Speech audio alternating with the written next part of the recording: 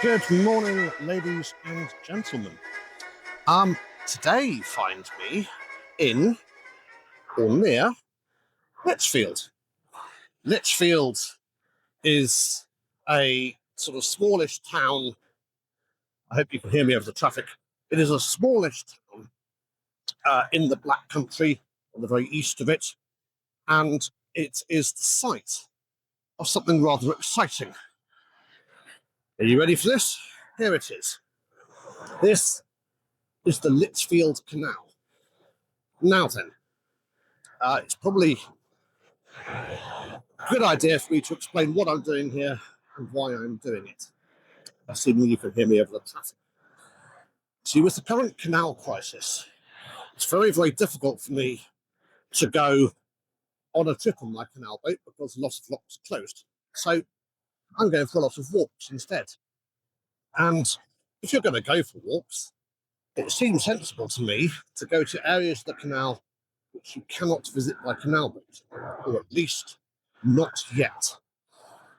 I have done at least a couple of walks down completely abandoned and utterly lost pieces of canal, and I've done walks down chunks of canal which are extant, but to the best of my knowledge, this is the first time I've gone for a walk down a canal, apart from the Wendover arm, which is in active restoration. And, it's rather good fun to have a walk down it. So while we walk down it, let's have a very brief overview of the Lichfield Canal. Now, before we go too far along this route, I should say that there are much, much better histories and in detail descriptions of the Lichfield Canal out there on YouTube. This is only a very quick sort of guidette to the idea. But broadly speaking, the Lichfield Canal isn't really the Lichfield Canal at all. Or to put it another way, it totally is the Lichfield Canal, but that is a modern name for it. Originally, it was the last 7 or so miles of the Worley and Essington Canal. Worley and Essington Canal, I've already done a video about. It is in the north of Birmingham Canal navigations, and it is known, at least the surviving section is known as the Curly Worley because it is a contour canal and therefore incredibly circuitous in the way that it goes around the landscape. It was a sort of rival to the Birmingham Canal. It ended up being bought by the Birmingham Canal and becoming part of the Birmingham Canal navigations. And this is the final 7-mile section from Ogley Junction up very much on the BCN down towards the Coventry Canal, which is now behind me. And like a lot of canals in the 1950s, it was abandoned. In 1955 it was abandoned, and over the next 15 years or so, largely filled in. Unlike a lot of these canals, the restoration effort started early. It was only 20 years after it closed. In 1975, people started agitating for it to be restored again. This section that we're going through, and I'm going to put up a map so you can see where we are here. So this is the Borrow Cop locks, and this is one of the sections which they've actually done rather well at restoring. As you can see, it looks pretty much like a canal. Low water level, sure, but like a canal, and with locks in place and everything. But not all of this canal is like this.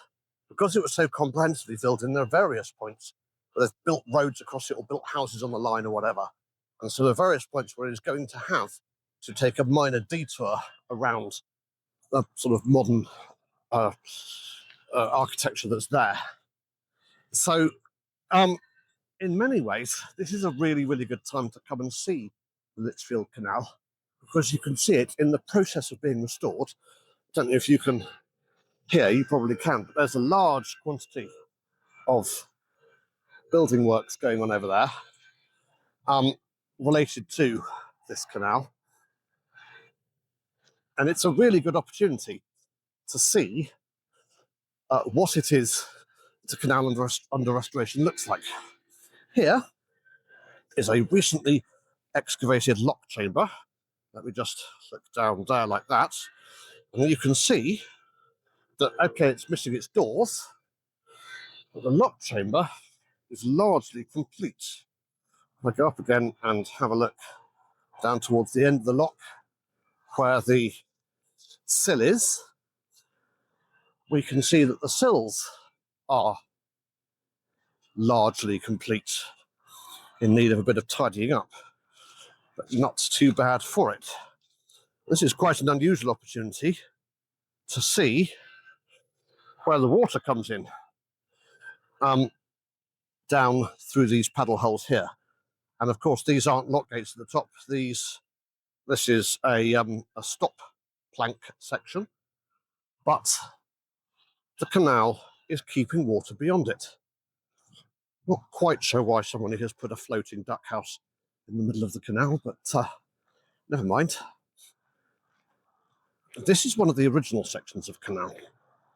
So what they need to do is tidy up, dredge, rebuild locks, mend, etc., etc., etc. There are other areas where the canal is, broadly speaking, not there, not even slightly. And that's one of the interesting things which they're going to have to do, is construct some brand new sections of canal. Now, whilst we're walking around having a look at chunks of a ruined canal, it's worth saying that in previous videos I have suggested that walking by the canal is very, very good for the mental health. And various people have commented saying, yeah, that's all very well if you live near a canal, but what if you don't live near a canal? Well, I don't live near this canal, and I have come out to look at it anyway. And I would encourage you to do the same. I mean, maybe not to ruin canals, maybe that's not your thing. But if you like pretty picture box canals, go to Stratford-upon-Avon. If you like, completely gone canals, find some completely gone canals. Now, this I rather like as a view, up to a digger sitting in the line of the canal. But again, this lock is pretty reasonably still here.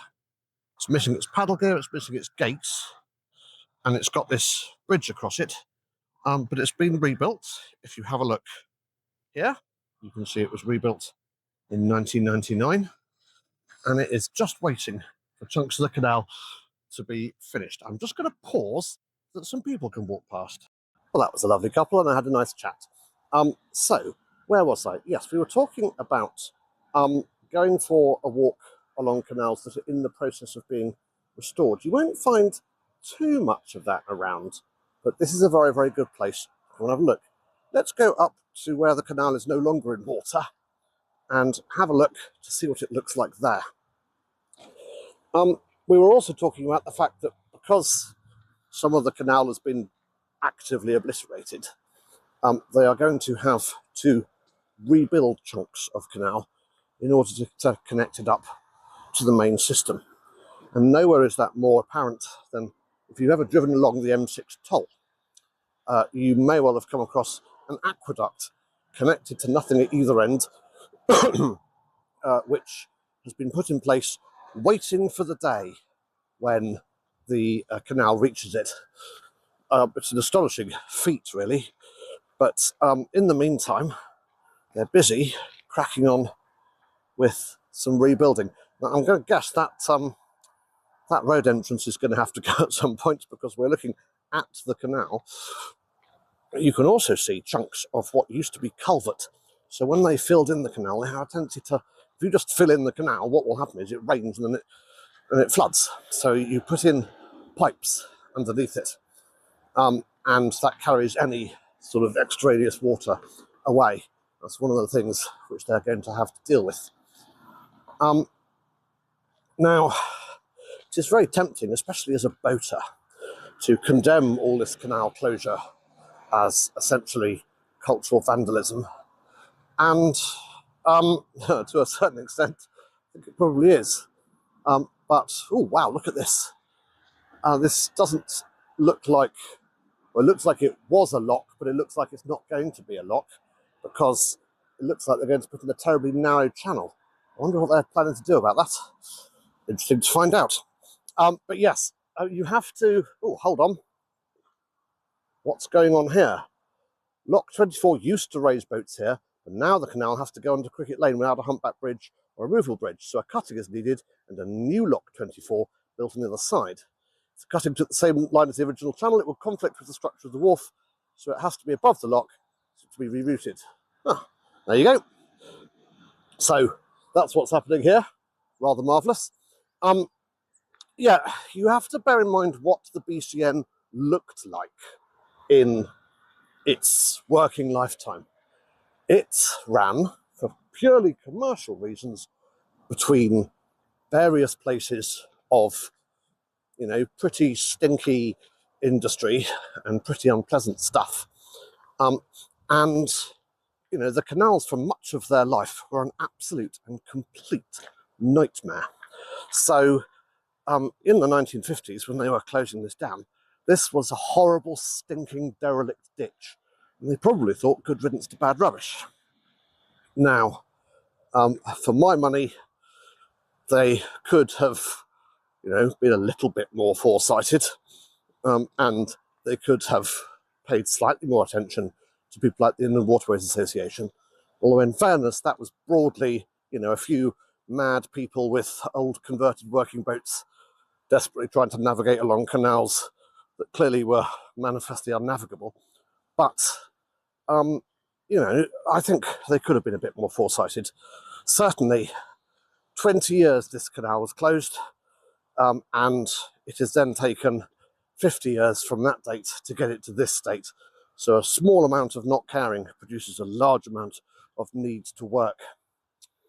I suppose you could say, why would you bother restoring this particular stretch of canal?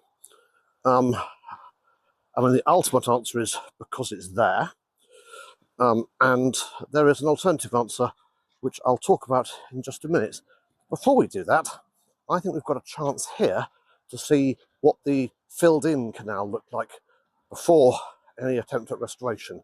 In other words, I think we've got a chunk that they haven't got to yet. Yes, we have.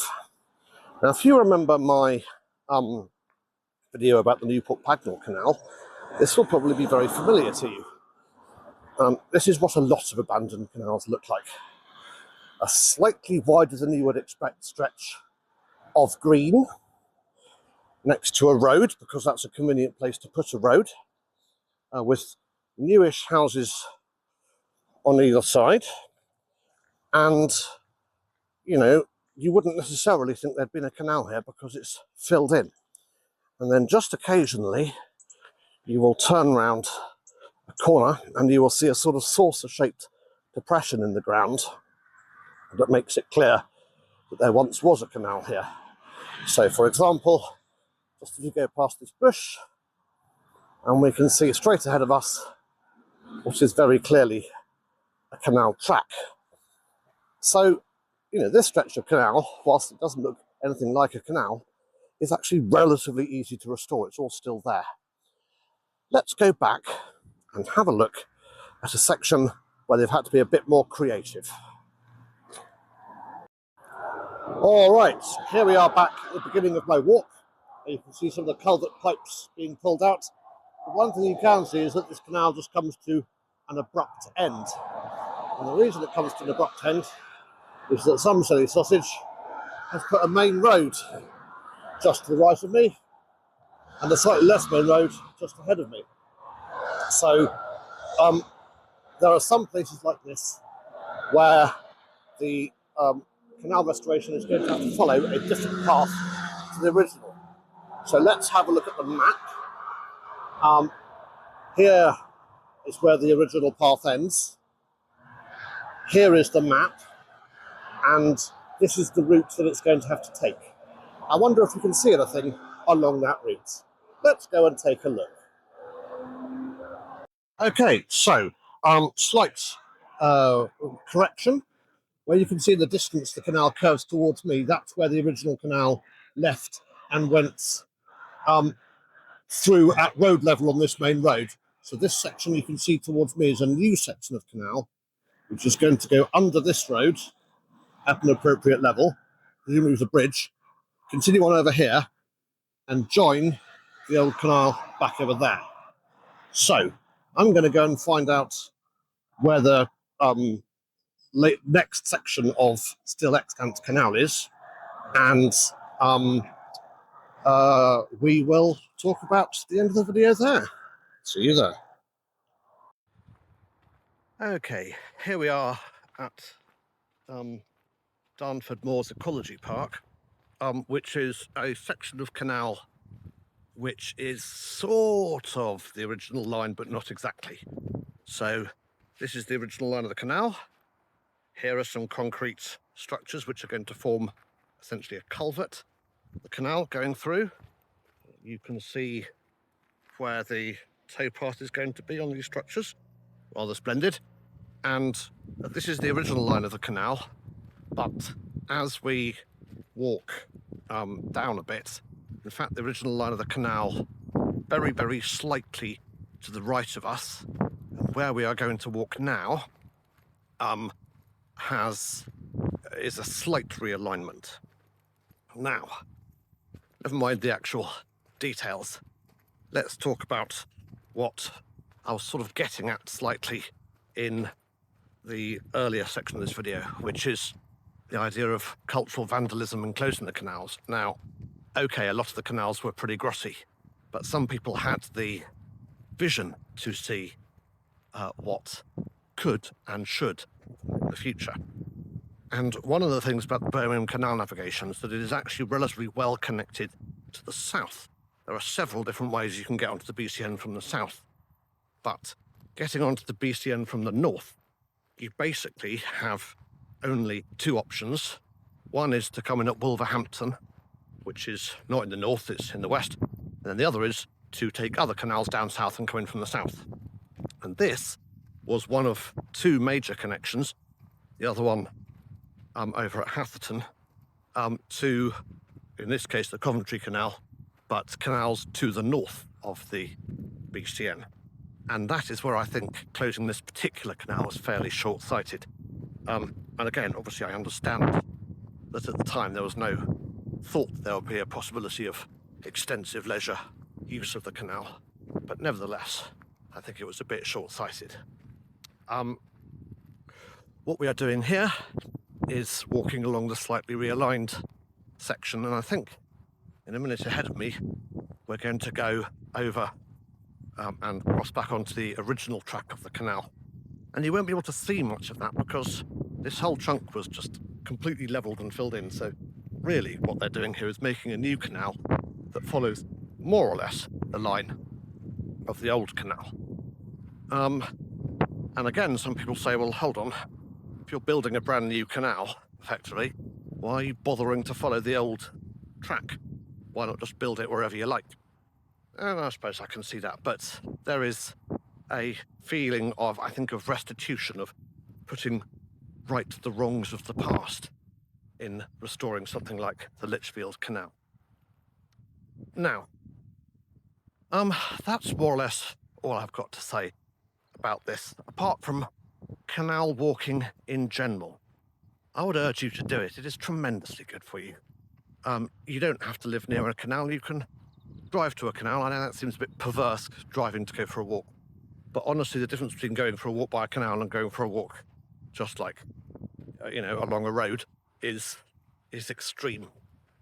And I would urge you to walk along abandoned or under restoration canals, because you'll get to see them in a state that no one will ever get to see them again once they are restored.